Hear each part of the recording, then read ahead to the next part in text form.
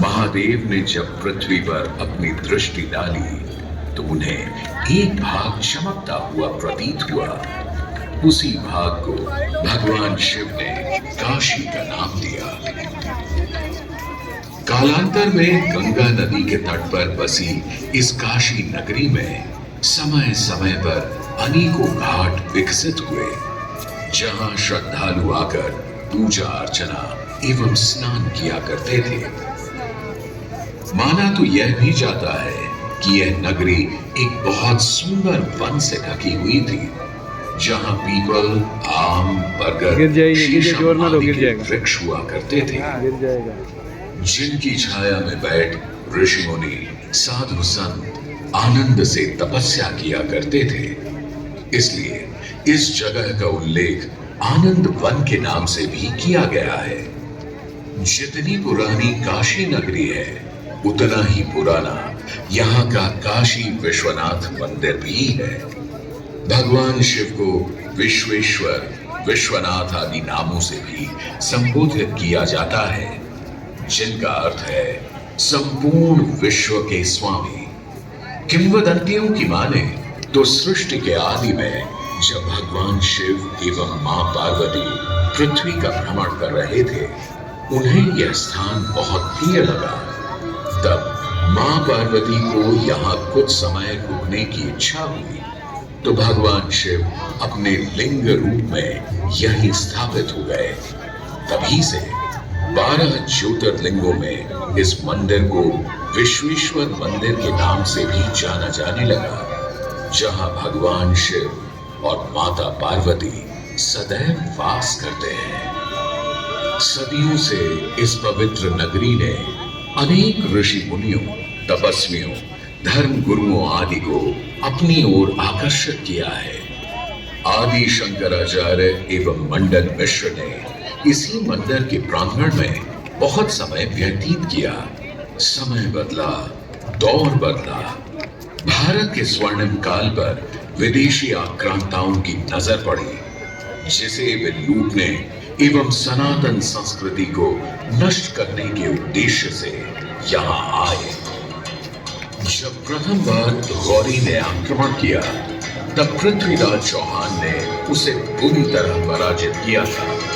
अंत में उसने क्षमा मांगी और वचन दिया कि ऐसी गलती दोबारा कभी नहीं होगी। अतः पृथ्वीराज चौहान ने उसे छोड़ दिया। संभवतः यह एक दुर्भाग्यपूर्ण निर्णय था, क्योंकि अंततः गौरी ने पृथ्वीराज चौहान को धोखे से हराया। तत्पश्चात उनके साथ बहुत बुरा व्यवहार किया तथा उनकी दोनों आंखें भी निकाल दी।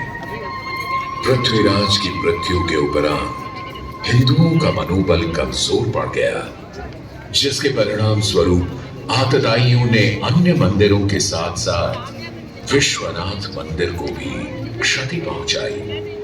यह ऐसा काला दौर था जिसके स्मरण करने मात्र से आंखें नम पड़ जाती हैं। परंतु समय सदा एक सा नहीं रहता और दुख के ये बादल भी सुख में बदलने वाले थे।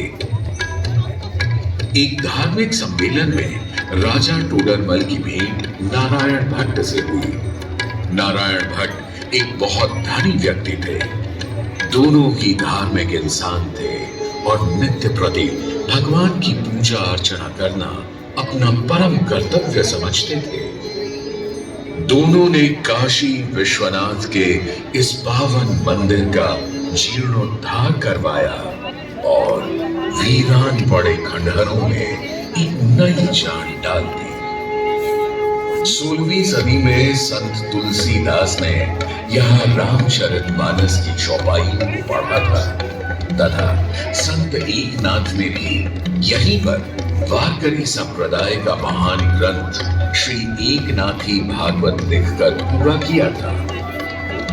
लगभग 17वीं शताब्दी के मध्य में मराठा शासक मल्हार राव होलकर ने काशी विश्वनाथ मंदिर के पुनर्निर्माण की योजना बनाई। ये कार्य वे तो नहीं कर पाए, परंतु उनकी पुत्र वधू अहिल्याबाई होलकर जी ने इसे सन 1776 से 1778 के बीच पूरा किया।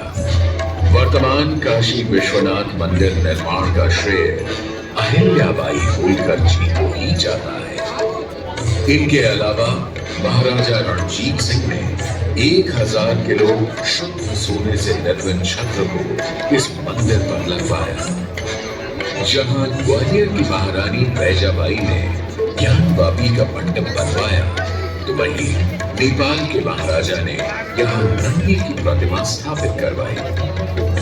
सनातन संस्कृति को सुरक्षित रखने के लिए जिससे जो बन सका उसने वैसा किया, और वर्तमान में भी यह क्रम देखने को मिल रहा है।